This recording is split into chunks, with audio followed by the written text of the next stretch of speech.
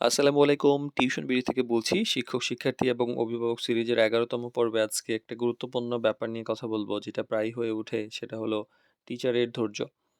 তো এইটার আসলে অনেক মূল্য। তো যেটা হয় যে অনেক সময় দেখা যায় যে একজন গার্ডিয়ান আমাদেরকে ফোন করে বলেন যে একজন ধৈর্যশীল টিচার দেন। মানে অনেকেই বলেন আরকি। তো এই যে ধৈর্যশীল যে ব্যাপারটা, এইটা মানে পড়ানোর ক্ষেত্রে অনেক গুরুত্বপূর্ণ একটা ভূমিকা পালন করে। মানে এইটা একটা শিক্ষকের সবচেয়ে শক্তিশালী কিন্তু অদৃশ্য গুণগুলোর মধ্যে একটা। তো অনেক সময় আমাদের হয় কি যে টিচারের জ্ঞান, ডিগ্রি, অভিজ্ঞতা দেখি, কিন্তু ধৈর্যের প্রভাব কতটা গভীর সেটা উপলব্ধি করি না। ক্লাসে শুধু বকাবকি, মারামারি করলেই একজন শিক্ষক ভালো শিক্ষক হয় না। বরং ধৈর্য নিয়ে একজন শিক্ষাকে গড়ে তোলা, মানে একজন শিক্ষার্থীকে গড়ে তোলা একটা গুরুত্বপূর্ণ ব্যাপার। তো যেটা হয় যে আ সব শিক্ষার্থী কিন্তু একরকম হয় না। কেউ দ্রুত বুঝে, কেউ বারবার বোঝাতে হয়, কেউ প্রশ্ন করতে দ্বিধা করে, কেউ কথা বলে না, কেউ introvert, কেউ extrovert, কেউ আবার ভুল করলেও ভয় পায়। তো হয় কি যে একজন ধৈর্যশীল টিচার এবং যিনি হচ্ছেন অধৈর্যশীল, এর মধ্যেই পার্থক্যটা হয় যে যিনি জানেন ধৈর্যের ব্যাপারটা কি, ধৈর্যের গুরুত্বটা কি, উনি অবশ্যই বুঝেন যে শেখা একটি প্রক্রিয়া, প্রতিযোগিতা নয়।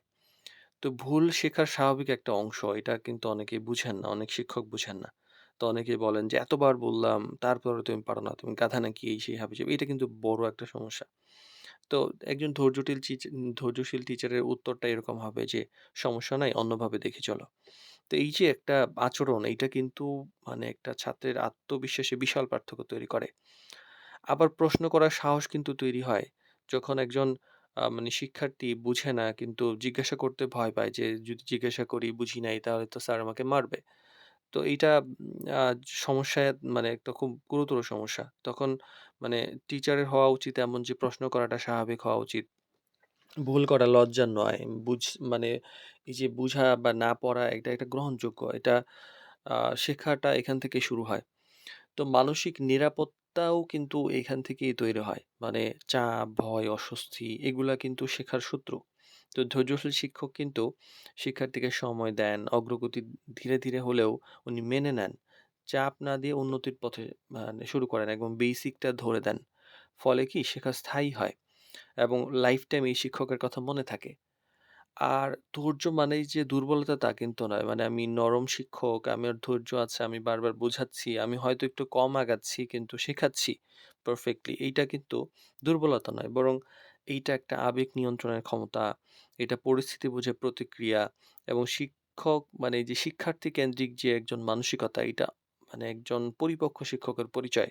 তো এইটা শুধু মানে শিক্ষকের জীবনে না, ব্যক্তি জীবনেও এটা অনেক গুরুত্বপূর্ণ ব্যাপার। তো ধৈর্যশীল টিচারের বাস্তব কিছু লক্ষণ থাকে। অনেক সময় হয় যে আ শিক্ষক যখন বারবার বোঝান কিন্তু বিরক্ত হন না। শিক্ষার্থীকে ছোট করেন না। ভুলে যদি কোনো মানে কিছু হয় তখন রাগ নয়, বরং হচ্ছে নির্দেশনা বা অন্য কোনো ওয়েতে শেখান। মানে শান্ত থাকেন, মানে স্থির থাকেন। শেখাকে সময় দেন। তো এইটা যখন একজন টিচারের মধ্যে থাকে, তো নিঃসন্দেহে উনি একজন জনপ্রিয় শিক্ষক হয়ে উঠবেন। এটা খুবই স্বাভাবিক। আবার আ আমরা এইটা একটু শেষ করি যে আমরা মানে একজন টিচারের ধৈর্য, এটা যে শুধু আচরণগত গুণ নয়, এটা একটা শিক্ষার্থীর আত্মবিশ্বাস, এটা শেখার গতি, মানসিক বিকাশের একটা ভিত্তি। তো একজন শিক্ষক শুধু যে মাত্র জ্ঞান দেন তা নয়, বরং তিনি সময় দেন, বুঝেন এবং অপেক্ষা করতে জানেন।